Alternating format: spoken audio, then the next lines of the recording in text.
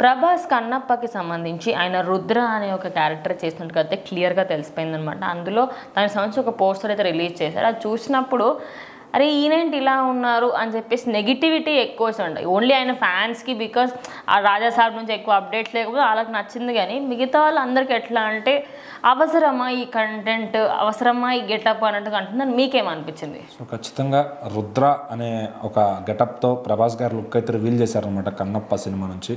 So అది ఇప్పుడు అటు ప్రభాస్ గారు ఫ్యాన్స్ అందరూ చాలా ఖుషీగా ఉన్నారు. వరుసగా అప్డేట్స్ అటు రాజాసాబ్ సినిమా, ఇటు ఇది నెక్స్ట్ స్పిరిట్ సినిమాకి సంబంధించి మొత్తం కూడా వాళ్ళకి రోజు సోషల్ మీడియాలో ఫుల్గా పని ఉంటుందని చెప్పాలి ప్రభాస్ ఫ్యాన్స్కి. సో మరి వాళ్ళైతే హ్యాపీ అయ్యారు, కానీ న్యూట్రల్ ఆడియన్స్కి మాత్రం ఈ లుక్ ఎక్కలేదని చెప్పాలి. ఎందుకంటే మరి ఆ రుద్ర అనే పేరు కలిసి రావట్లేదు ఏమో, కానీ అంతకుముందు శక్తి సినిమాలో జూనియర్ ఎన్టీఆర్ గారు కూడా రుద్ర అనే ఒక క్యారెక్టర్ చేశారు. అదంతా వరస్ట్గా ఆడియన్స్ దగ్గరికి వెళ్ళిందా, రీచ్ అయింది అనేది మనం చూడొచ్చు. సో మరి ఇప్పుడు కూడా రుద్ర అనే పేరు ఏమన్నా కలిసి రాలేదా? మరి చక్కగా ప్రభాస్ గారు అసలు కన్నప్ప పాత్రే వేయాల్సిందని చాలామంది వాళ్ళ పెద్దనాన్న కృష్ణరాజు గారు కూడా డ్రీమ్ అనుకున్నారు అప్పట్లో. మరి దాన్ని విష్ణు గారు అయితే చేజెక్కించుకున్నారని చెప్పాలి, కన్నప్ప అనే స్టోరీ పాయింట్ని కానీ. సో మరి ఆ సినిమా కన్నప్ప క్యారెక్టర్ అయితే విష్ణు గారు వేస్తున్నారు. మరి అప్పుడు శివుడుగా ప్రభాస్ గారిని అన్న చూపించాల్సింది పోయి అది ఎటు కానీ రుద్ర అనే క్యారెక్టర్ ఇచ్చారంటే రుద్రుడుగా మరి ఆయన ఏం చేయబోతున్నారు సినిమాలో? కొంతమంది నందీశ్వరుడు పాత్ర అంటున్నారు. మరి నందీశ్వరుడు అన్నప్పుడు ఆ రుద్ర అనే పేరు ఉంటుందా లేదా? అసలు ఏం చూసి రుద్ర అని పేరు పెట్టారు? జస్ట్ ఈయన కూడా ఒక భక్తుడా, లేకపోతే మహాభక్తుడి కింద చూపిస్తారా, లేకపోతే నందీశ్వరుడి కిందే చూపిస్తారా, లేదంటే విష్ణు గారికి ఏ విధంగా హెల్ప్ చేస్తారు? సో ఇన్ని పాయింట్స్ అయితే తడుతున్నాయి అనమాట.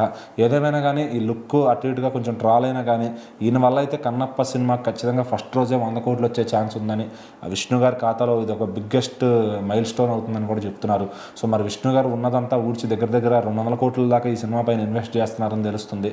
సో మరి అంత బడ్జెట్ మరి ప్రభాస్ గారికి ఎంత ఇచ్చారు, లేదంటే అసలు ఆయన విఎఫ్ఎక్స్కి ఎంత ఖర్చు పెడుతున్నారు? ఇంకా పెద్ద పెద్ద ఆర్టిస్టులు కూడా ఉన్నారు దీంట్లో, అక్షయ్ కుమార్ గారు ఉన్నారు, అట్లానే మోహన్ లాల్ గారు ఉన్నారు. సో వీళ్ళందరినీ ఎట్లా మేనేజ్ చేశారు? మరి ఇంతమందితో స్టార్ క్యాస్ట్తో తీస్తుంటే ఖచ్చితంగా మరి 100 కోట్లు డే 1 పట్టేటట్టయితే కనపడుతుంది. మరి విష్ణు గారు జాక్ పాట్ కొడతారా, లేదంటే ఒక క్రింజ్ సబ్జెక్ట్తో జనాల్ని ఏం చేస్తారని కూడా ఒక డౌట్లో ఉన్నారు జనం అంతా. మరి యాజ్ ఆఫ్ నో ప్రభాస్ గారి లుక్ ప్రభాస్ గారి ఫ్యాన్స్కి అయితే నచ్చింది, కానీ మిగిలిన వాళ్ళు కొంచెం సాటిస్ఫై అవ్వలేకపోతున్నారు. సో మరి ఏప్రిల్ 25వ తారీఖు ఈ సినిమా రాబోతుంది, చూద్దాం ఎలా ఉండబోతుంది ఏంటని.